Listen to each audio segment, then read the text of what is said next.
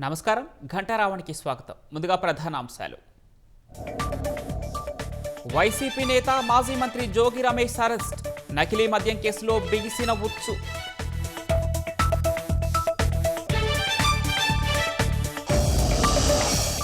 Vijayawada excise కార్యాలయానికి జోగి రమేష్ తరలింపు.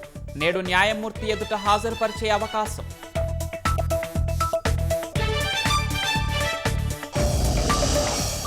జోగి రమేష్ వ్యక్తిగత కార్యదర్శి రాము అరెస్ట్.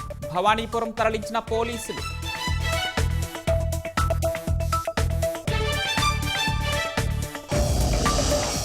తెలంగాణలోని వికారాబాద్ జిల్లాలో దారుణం. కుటుంబ కలహాలతో ముగ్గురిని చంపి వ్యక్తి ఆత్మహత్య.